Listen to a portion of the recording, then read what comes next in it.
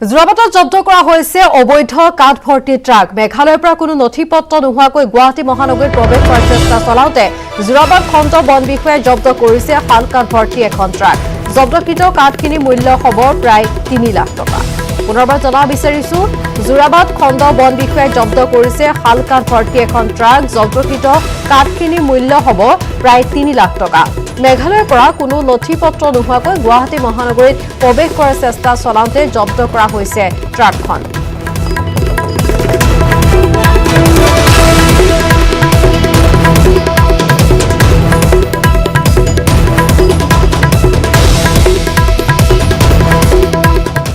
ফটকা আতচবাজিৰ পৰিৱৰ্তে সেউজ দীপাৱলী উদযাপনৰ আহ্বান unity with the blood donor নামৰ স্বেচ্ছাসেৱী সংস্থাটোৰ মঙলদৈত বাইক ৰেলীৰে শোভাযাত্ৰা কৰি ৰাইজৰ মাজত সজাগতা বৃদ্ধিৰ চেষ্টা দেশত ভয়ানকভাৱে বাঢ়ি অহা প্ৰদূষণ ৰোধ কৰাৰ লগতে শিশু বয়োজ্যেষ্ঠ ব্যক্তি বিভিন্ন চৰাই চিৰিকটি জীৱ জন্তু সুৰক্ষাৰ স্বাৰ্থত সকলোকে উচ্চ প্ৰাবল্যৰ ফটকা ফুটোৱাৰ পৰা দূৰত থাকিবলৈ আহ্বান জনায় পৃথিৱীখন সেউজীয়া ৰূপত গঢ় দিয়াৰ স্বাৰ্থত ফটকা ফুটোৱাৰ বাবে বিৰত থাকি মাতৃৰ চাকি জ্বলাই দীপাৱলী পালন কৰাৰ লগতে ফটকা ব্যৱসায়ীসকলক ফটকা বিক্ৰী বন্ধ কৰিবলৈ আহ্বান জনায় কৰোনা মহামাৰীৰ সময়ছোৱাত ফটকাৰ উচ্চ প্ৰাবল্যৰ শব্দই বায়ু আৰু শব্দৰ প্ৰদূষণ বৃদ্ধি কৰি হাওঁফাওঁৰ সমস্যাত ভুগি থকা নাইবা সাধাৰণ লোকৰ বাবে বিপদৰ কাৰণ হ'ব পাৰে এখন সুন্দৰ পৃথিৱী সেউজীয়া ৰূপত গঢ় দিয়াৰ স্বাৰ্থত নৱপ্ৰজন্মৰ লগতে সকলোকে দীপাৱলীৰ দিনটোত ফটকা ফুটোৱাৰ পৰা বিৰত থাকি সমাজৰ এগৰাকী দায়িত্বশীল ব্যক্তি হিচাপে পৰিচয় দাঙি ধৰিবলৈ আহ্বান জনায়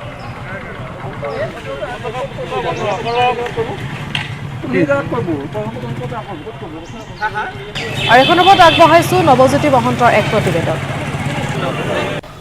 নিশ্চয়কৈ সেউজ দিৱালী পালন কৰাৰ আহ্বান জনাই মঙলদৈ ইউনিটি নামৰ এটি গ্ৰুপে এক বিশেষ শোভাযাত্ৰা তেওঁলোকে কৰিছে আৰু ৰাইজক সজাগ কৰাৰ সৃষ্টি কৰিছে দেখুৱাইছোঁ দৃশ্য আমাৰ ৰমেশে দেখুৱাব মঙলদৈ চহৰৰ দৃশ্যই মঙলদৈ চহৰত এই ধৰণে ইউনিটি দ্য ব্লাড ডোনাৰ যি গ্ৰুপ আছে এই গ্ৰুপটোৱে ৰাইজক সজাগ কৰিছে যাতে সকলোৱে যি ফটকাৰ অবিহনে এই দীপাৱলী পালন কৰক আৰু যি প্ৰদূষণমুক্ত এখন সমাজ তেওঁলোকে ৰাইজে গঢ়ক তাৰ কাৰণে তেওঁলোকে এই আহ্বান জনায় এক বিশেষ তেওঁলোকে ৰেলী উলিয়াইছে লগতে তেওঁলোকে বাইক ৰেলীও উলিয়াইছে আমি কথা পাতিম যিহেতু এক বিশেষ প্ৰচেষ্টা লৈছে ৰাইজক সজাগ কৰিব চেষ্টা কৰিছে আপোনালোকে হয় নমস্কাৰ প্ৰথমে মই ইউনিটি উইথ দ্য ব্লাড ডোনাৰ্ছৰ পৰিয়ালে সকলো অসমবাসীলৈ আগন্তুক দীপাৱলী শুভেচ্ছা জ্ঞাপন কৰিছোঁ আৰু আমি আশা ৰাখিছোঁ আমি সকলোকে অনুৰোধ জনাইছোঁ এইবেলি দীপাৱলী উচ্চ প্ৰাবল্যৰ যি ফটকা বন্ধ কৰি প্ৰাকৃতিক ভাৰসাম্যতা ৰক্ষা কৰক বুলি আমি সকলোকে অনুৰোধ জনাইছোঁ প্ৰকৃতিৰ যি ভাৰসাম্যতা শব্দ প্ৰদূষণ হ'ব নালাগে বায়ু প্ৰদূষণ হ'ব নালাগে আৰু এই উচ্চ প্ৰাবল্যৰ ফটকাৰ বিনিময়ত কি হয় আমাৰ শিশু বয়োবৃদ্ধ ব্যক্তিসকলৰো যথেষ্টখিনি অসুবিধা হয় তো আমি সেইবাবে বিক্ৰেতাসকলকো আমি অনুৰোধ জনাইছোঁ আৰু যিসকলে চখত ফটকা মাৰে তেখেতসকলকো আমি অনুৰোধ জনাইছোঁ যে এইবেলি উচ্চ প্ৰাবল্যৰ যিসমূহ ফটকা তেখেতসকলে যাতে এইবেলি ব্যৱহাৰ নকৰে নুফুটে এইবেলি নহয় আচলতে আমি প্ৰতি বছৰে আমি সেইটোৱে অনুৰোধ জনাম মাটিৰ চাকি জ্বলাওক ধুনীয়াকৈ কলগছ আৰি দিয়ক আৰু সম্পূৰ্ণ মানে গ্ৰীণ দেৱালী পালন কৰক বুলি আমি সকলোকে অনুৰোধ জনাইছোঁ নিশ্চয়কৈ আৰু আছে কি ক'ব যে গ্ৰীণ দিৱালী পালন কৰিবলৈ আহ্বান জনাইছে সকলোৱে দীপাৱলীত গ্ৰীণ দীপাৱলী পালন কৰিবৰ বাবে আহ্বান জনাই এইটো শলাগ ল'বলগীয়া বিষয় আৰু আমাৰ অসমৰ জনসাধাৰণ আৰু দৰংবাসীয়ে এইটো পালন কৰি উচ্চস্তৰীয় ফটকা বাদ দি তেওঁলোকে গ্ৰীণ দীপাৱলী পালন কৰিবৰ বাবে আহ্বান জনাইছে যিহেতু আমাৰ যিটো প্ৰদূষণৰ সৃষ্টিত আমাৰ জনসাধাৰণৰ বিভিন্ন সমস্যাত পৰিছে এই ক্ষেত্ৰত গুৰুত্ব সহকাৰে লৈ এই জনসাধাৰণে আগন্তুক দীপাৱলীত পোহৰৰ উৎসৱ দীপাৱলীত গ্ৰীণ দীপাৱলী পালন কৰিবৰ বাবে বিশেষভাৱে আহ্বান জনালোঁ বিশেষভাৱে ভাবুকি আহে চৰাই চিৰিকটিৰ কাৰণে উচ্চ প্ৰাবল্যৰ ফটকাৰ ফলত তাৰ পৰা ৰক্ষা কৰিব পাৰিব যদি উচ্চ প্ৰাবল্যৰ ফটকা নুফুটায় আজি ৰক্তদাতা group unity with the blood ডোনাৰ্ছে মানে গ্ৰীণ দেৱালী ক্লিন দেৱালীৰ যি কেম্পেইন কৰিছে তাত আমি সহযোগ কৰিছোঁ আচলতে উচ্চ প্ৰাবল্যৰ যিকোনো ফটকা যেতিয়া ফুটোৱা হয় তেতিয়া পক্ষীকুলৰ প্ৰতি আৰু প্ৰকৃতিৰ প্ৰতি যথেষ্ট ভাবুকি নামি আহে গতিকে এই কেম্পেইনৰ জৰিয়তে আমি বিশেষভাৱে মঙলদৈবাসীক এইটোৱে আহ্বান জনাম যে আমাৰ আজিৰ এই কেম্পেইন যে উচ্চ প্ৰাবল্যৰ ফটকা বৰ্জন কৰাৰ লগতে দেৱালীৰ সময়ত বাহিৰৰ যিবিলাক বস্তু ব্যৱহাৰ কৰা হয় সেইবিলাক বৰ্জন কৰি থলুৱা যিবিলাক আমাৰ কৃষ্টি আছে সংস্কৃতি আছে সেইবিলাকক আমি আগবঢ়োৱাৰ কাৰণে পদক্ষেপ হাতত ল'ব লাগে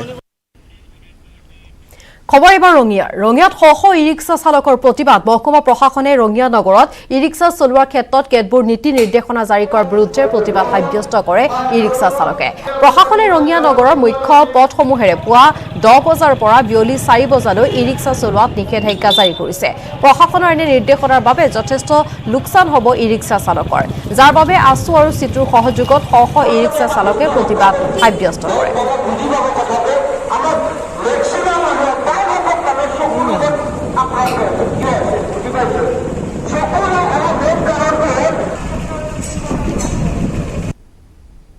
এটা মানে নিৰ্দেশনা জাৰি কৰিলে যে ৰঙিয়া চহৰখনত যান জঁটৰ পৰা মুক্ত কৰাৰ কাৰণে তেওঁলোকে তেখেতসকলে বিভিন্ন ব্যৱস্থা গ্ৰহণ কৰিছে তাৰে ভিতৰত অন্যতম হ'ল যে ই ৰিক্সা চলাচলৰ ক্ষেত্ৰত নিষেধাজ্ঞা ই ৰিক্সা চালকসকল যিসকলে লকডাউনৰ সময়ছোৱাত ভীষণভাৱে ক্ষতিগ্ৰস্ত হৈছে এইসকলে এতিয়া আকৌ নতুন এটা সমস্যাত পৰিব এই ৰিক্সা চালকসকলে তেওঁলোকৰ নিজৰ পেটেই নপঢ়ে তেওঁলোকে একোটা পৰিয়ালৰ দায়িত্ব তেওঁলোকে গ্ৰহণ কৰি আছে গতিকে এইসকলে অধিক পৰিমাণে আৰ্থিকভাৱে দুৰ্দশাগ্ৰস্ত হ'ব কাৰণ এই ৰিক্সা চালকসকলে কিন্তু এই ইমান দামৰ ৰিক্সা এখন তেওঁলোকৰ এই সামৰ্থ্য নাই কিনিবলৈ গতিকে তেওঁলোকে সামৰ্থ্য ক'ৰ পৰা পাইছে এই ধাৰ ঋণ কৰি লৈছে এই বন্ধনে হওক বা আৰোহণে হওক বা এই ধৰণৰ ধাৰ ঋণ কৰি বা ঘৰৰ মাটি বেচি গৰু গাই বেচি এই ধৰণে তেওঁলোকে সংগ্ৰহ কৰি জীৱন জীৱিকা চলাবলগীয়া কৰিছে গতিকে মহকুমা প্ৰশাসনে আমি তেখেতসকলৰ প্ৰতি এই আবেদন জনাবলৈকে আজি ইয়াতে সমাবেত হৈছোঁ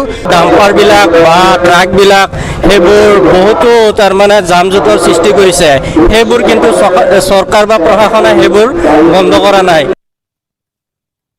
কালি এদিনীয়া ভ্ৰমণ সূচীৰে বঙাইগাঁৱলৈ যাব মুখ্যমন্ত্ৰী সৰ্বানন্দ সোণোৱাল কেন্দ্ৰীয় ৰাজ্য চৰকাৰৰ 5খনকৈ আঁচনি আধাৰশিলা স্থাপন কৰিব মুখ্যমন্ত্ৰীগৰাকীয়ে বঙাইগাঁও পৰিৱেশ উদ্যানৰ আধুনিকীকৰণ আৰু একুৰিয়াম স্থাপন কোচ ৰাজবংশী সংগ্ৰহালয় স্থাপন বিসৰ্জন ঘাটৰ সৌন্দৰ্যবৰ্ধন বাছ স্থান আদিকে ধৰি কেইবাখনো আঁচনিৰ আধাৰশিলা স্থাপন কৰিব মুখ্যমন্ত্ৰীগৰাকীয়ে বঙাইগাঁও মহাবিদ্যালয়ৰ খেলপথাৰত অনুষ্ঠিত হ'বলগীয়া সভাৰ বাবে বিশাল মঞ্চ আৰু ৰভা সাজি উলিওৱা হৈছে আৰু এই সন্দৰ্ভত বঙাইগাঁৱৰ পৰা প্ৰস্তুতি সন্দৰ্ভত আগবঢ়াইছো উপানন্দ শৰ্মাৰ এক প্ৰতিবেদন বঙাইগাঁৱলৈ 13 নৱেম্বৰ মুখ্যমন্ত্ৰী সৰ্বানন্দ সোণোৱাল আহিব আৰু ইতিমধ্যে জিলা প্ৰশাসনে ব্যাপক প্ৰস্তুতি চলাইছে ইতিমধ্যে আয়োজন সম্পূৰ্ণ কৰিছে আৰু মোৰ পিছফালে থকা এইখন বঙাইগাঁও মহাবিদ্যালয়ৰ খেলপথাৰত মুখ্যমন্ত্ৰী সৰ্বানন্দ সোণোৱালে ৰাইজক সম্বন্ধি ভাষণ দিব আৰু গুৰুত্বপূৰ্ণ কথা যে উন্নয়নমূলক প্ৰায় 5-6খনকৈ আঁচনি তেওঁলোকৰ চৰকাৰৰ তৰফৰ পৰা আৰু বঙাইগাঁও জিলাৰো প্ৰায় 4-5খনকৈ আঁচনি তেওঁ মুকলি কৰিব গতিকে বঙাইগাঁওবাসীৰ কাৰণে আনন্দ খবৰ আৰু সকলোৱে উৎফুল্লিত হৈছে আৰু আশাৰে বাট চাইছে যে মুখ্যমন্ত্ৰী আহিব আৰু বঙাইগাঁওবাসীৰ কাৰণে গুৰুত্বপূৰ্ণ উন্নয়নৰ আধাৰশিলা হ'ব মোৰ সৈতে বঙাইগাঁও জিলা উপায়ুক্ত ডক্টৰ MS লক্ষ্মীপ্ৰিয়া আছে মই তেখেতৰ পৰা জানিব বিচাৰিম বাইদেউ ভ্ৰমণ কাৰ্যসূচীত কি কৰিব কেনেকা আছে কাৰ্যসূচী So, Honorable CM Sir 13th তক যে আহিব তেখেতে CIDF City Infrastructure Development Fundৰ বঙাইগাঁও মিউনিচিপালিটিৰ 6 প্ৰজেক্টছ তেখেতে ফাউণ্ডেশ্যন ষ্টোন কৰিব তাৰ লগতে এটা গভৰ্ণমেণ্ট অফ ইণ্ডিয়াৰ এটা প্ৰজেক্ট আছে SC সাবপ্লানৰ পাব্লিক একুৱেৰিয়াম ইকো পাৰ্কৰ তাতে এইটো আধাৰশিলা দিব তাৰ লগতে আমাৰ গভৰ্ণমেণ্ট অফ ইণ্ডিয়াৰ দুটা প্ৰজেক্টছ আছে PM কেয়াৰ্ছ আৰু PM স্বানিধি ষ্ট্ৰীট ভেণ্ডাৰ্ছৰ কাৰণে সেই দুটাৰ চেৰিমনিয়েল ডিষ্ট্ৰিবিউশ্যন কৰিব আৰু CMS গাইড ট্ৰেক্টৰ আৰু পাৱাৰ টিলাৰৰ চেৰিমনিয়েল ডিষ্ট্ৰিবিউশ্যন কৰিব আৰু ডিষ্ট্ৰিক্ট এডমিনিষ্ট্ৰেশ্যনৰ মানে 4 স্কিমছ আছে পোহৰ সম্পূৰ্ণ লক্ষ্য মানে IAS কোচিঙৰ আৰু আমাৰ কোভিড টাইমত আমি যে প্ৰগ্ৰাম কৰিছিলোঁ মিলিজুলি এইটোৰ ইউনিচেফে এটা ৰিপৰ্ট বনাইছে সেই ৰিপৰ্টটো ৰিলিজ কৰিব ইমান প্ৰগ্ৰাম আছে 13th মিটিং এটাই ভেনিউ আছে মিটিং ভেনিউ এইটো আছে যে আপুনি চাই আছে বঙাইগাঁও কলেজ ফিল্ডত হ'ব বাকীবিলাক আধাৰশিলা ওচৰত আছে মানে এইবিলাক সেই লোকেশ্যনত কৰি মিটিং ইয়াতে হ'ব দেখা গৈছে যে আনন্দৰ খবৰ বঙাইগাঁও বাছ ষ্টেণ্ডৰ আধাৰশিলা হ'ব ইয়াৰ লগতে বহুকেইটা উন্নয়নমূলক আঁচনি আছে বঙাইগাঁও জিলাবাসীৰ কাৰণে যি বঙাইগাঁৱৰ ভ্ৰমণ কাৰ্যসূচীলৈ মুখ্যমন্ত্ৰী সৰ্বানন্দ সোণোৱাল আহিব গতিকে গোটেই সকলো ৰাইজে এতিয়া যথেষ্ট উৎকণ্ঠাৰে বাট চাইছে যে মুখ্যমন্ত্ৰী আহিব আৰু মুখ্যমন্ত্ৰীৰ এই উন্নয়নৰ আধাৰশিলাৰ হোৱাৰ পিছত বঙাইগাঁও আশা কৰা হৈছে যে উন্নয়নে ত্বৰান্বিত হ'ব আৰু সেইকাৰণে বঙাইগাঁও জিলা প্ৰশাসনেও ইতিমধ্যে পূৰ্ণ প্ৰস্তুতি চলোৱা পৰিলক্ষিত হৈছে ইতিমধ্যে মোৰ পিছফালে থকা মঞ্চৰ সভা নিৰ্মাণ কৰি থকা হৈছে। ইয়াতে প্ৰায় কেইবাহাজাৰ লোক সমবেত হ'ব আৰু এই ধৰণে বঙাইগাঁৱত ব্যাপক প্ৰস্তুতি চলা। চৰাইদেউ চফ্ৰাই ড্ৰাগছ সৰবৰাহকাৰীক আটক কৰা হৈছে। ড্ৰাগছ সৰবৰাহকাৰীৰ ৰূপত মৰাণৰ 2 ছাত্ৰ। এখন স্কুটিৰে ড্ৰাগছ লৈ গৈ আছিল সৰবৰাহকাৰী 2 ছাত্ৰ। আৰক্ষীয়ে আটক কৰিছে ইতিমধ্যে 2 ছাত্ৰক। পুনৰবাৰ জনাব বিচাৰিছো, সোণাৰীত ড্ৰাগছ সৰবৰাহকাৰীক আটক কৰা হৈছে। ড্ৰাগছ সৰবৰাহকাৰীৰ ৰূপত মৰাণৰ 2গৰাকী ছাত্ৰ। এখন স্কুটিৰে ড্ৰাগছ লৈ গৈ আছিল সৰবৰাহকাৰী 2 ছাত্ৰ। ইতিমধ্যে আৰক্ষীয়ে 2কে আটক কৰিছে।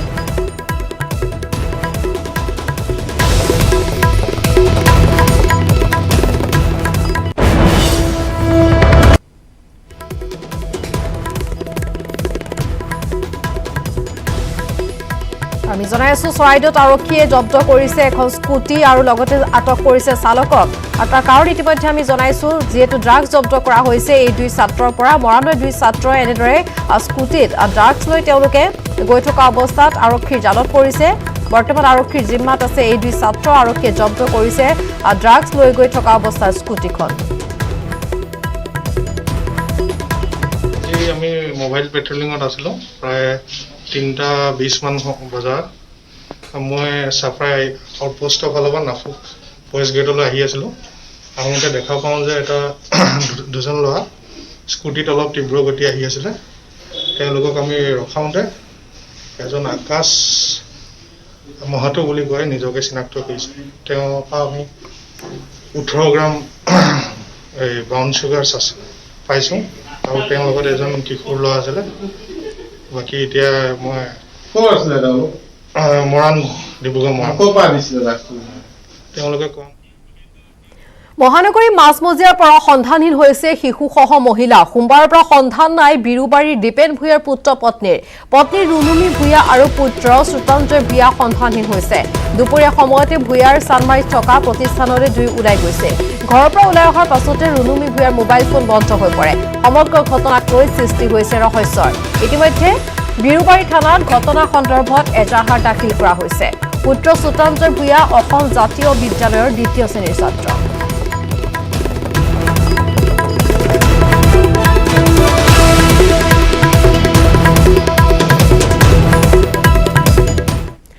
আৰু ইতিমধ্যে আমি জনাই আছো, পোহৰৰ উৎসৱ দীপাৱলীলৈ মাজত এটা দিন। ইতিমধ্যে অসমৰ লগতে বিভিন্ন ৰাজ্যত নিষিদ্ধ কৰা হৈছে আতচবাজি। তাৰ পৰিৱৰ্তে জনসাধাৰণৰ সেউজ দীপাৱলী পালন কৰাৰ আহ্বান জনাইছে প্ৰদূষণ নিয়ন্ত্ৰণ বোৰ্ডে। আৰু ইফালে আতচবাজি নিষিদ্ধকৰণৰ পিছতে বজাৰ চাহিদা বাঢ়িছে মাটিচাকিৰ।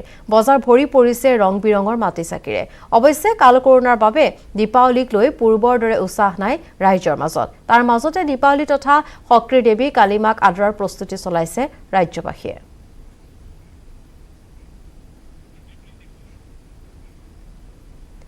পোহৰ উৎসৱ দীপাৱলী আৰু কালী পূজালৈ মাজত এটা দিন, সেয়েহে চাৰিওফালে পূজাৰ প্ৰস্তুতি চলিছে। আমি জনাই আছো, কালী পূজাৰ প্ৰস্তুতি চলি থকাৰ সমানে সমানে কালিমাৰ মৃন্ময় মূৰ্তিসমূহতো শেষ পৰশ দিয়াত ব্যস্ত মৃৎশিল্পী। দেখুৱাব বিচাৰিছো, গোৱালপাৰা চহৰৰ অৰুণ পাল আৰু সত্যপালৰ মৃন্ময় মূৰ্তি তৈয়াৰ কৰা এই কাৰখানাটোত এইবাৰ 35টা কালিমাৰ মৃন্ময় মূৰ্তি তৈয়াৰ কৰা হৈছে।